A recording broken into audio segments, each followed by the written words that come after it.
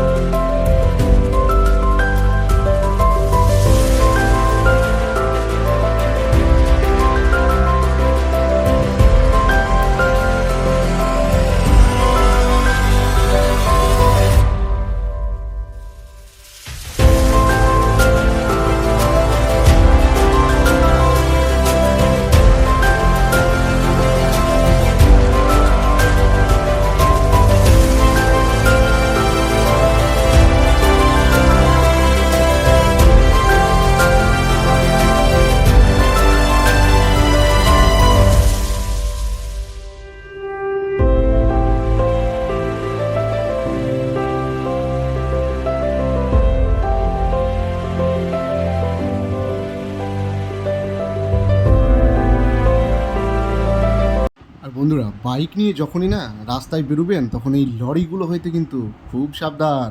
সে আপনি থাকেন ছোটো গাড়ি কিংবা থাকুন বাইকে, কারণ লরির পাশে লরি যে কোন দিকে যাবে এই ট্রাকগুলো, সেগুলো অ্যাকচুয়াল আপনারা নিজেরাও জানেন না। তাই রাস্তায় যখনই বেরোবেন তখনই এই ট্রাকগুলো থেকে দূরে দূরে থাকবেন।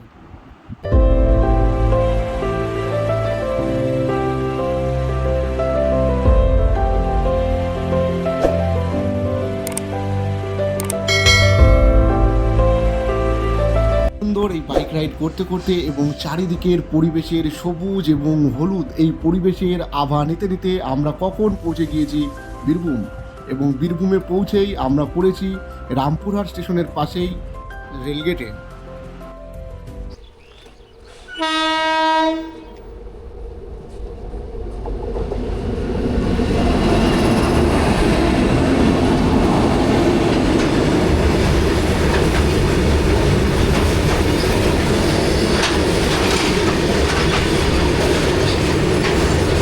রামপুরহাট পার হতেই নলহাটির রাস্তাতেই দেখতে পাবেন আপনারা অসংখ্য পাথর ভাঙার কাজ, এবং রাস্তা তো খারাপ রয়েছেই, তার সঙ্গে রয়েছে পাথর ভাঙার ধুলো, যেটা বাইকে রাইড করতে গেলে একটা অসম্ভব দুঃসাধ্য ব্যাপার।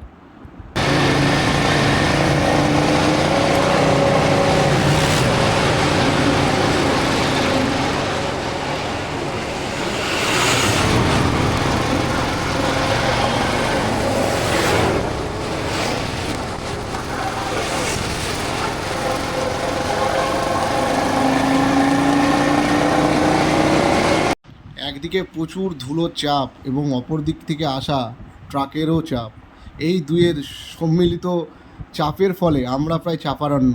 এই চাপ সামলে অবশেষে ফাইনালি আমরা পেয়েছি একটুখানা ভালো রাস্তা।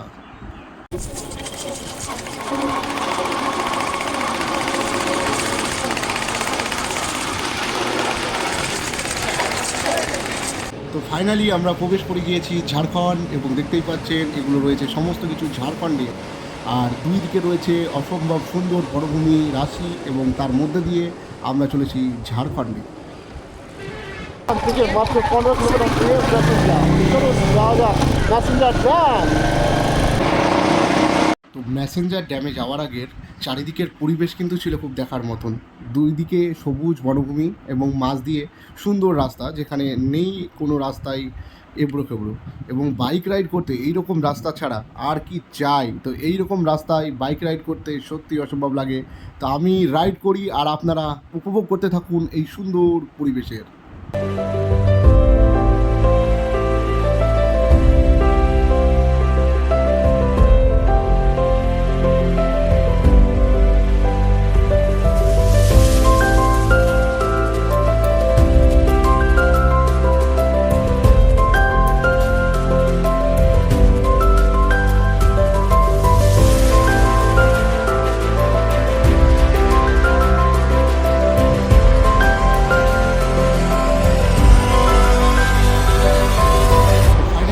মেহেঞ্জার ড্যামের খুব কাছাকাছি চলে এসেছি, এবং এখান থেকে মেহেঞ্জার ড্যাম মাত্র 2 কিলোমিটার।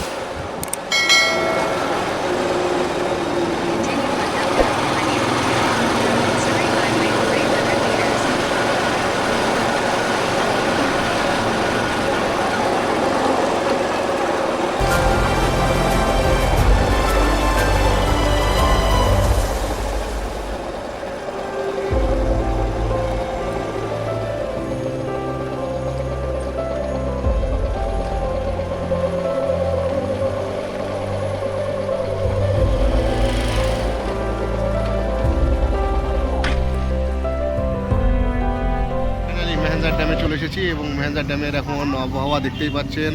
পিছনে রয়েছে সুন্দর জলরাশি, আর এই যে আমরা রয়েছি ড্যামে। হ্যাঁ হ্যাঁ হ্যাঁ।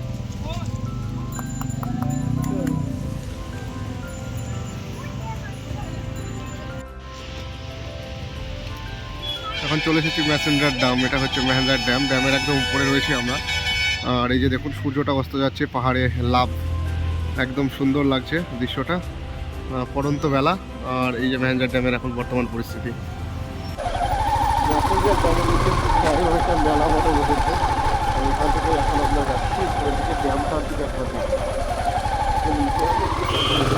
ড্যাম থেকে নিচে নেমে বাইক নিয়ে আমরা একদম জলাধারের পাশের দিকে এসেছিলাম, মানে ড্যামের একদম পাশেই। এবং দেখতে পাচ্ছেন আপনারা এখানে রয়েছে প্রচুর দোকান, এবং তার সঙ্গে নিচে রয়েছে মেলা।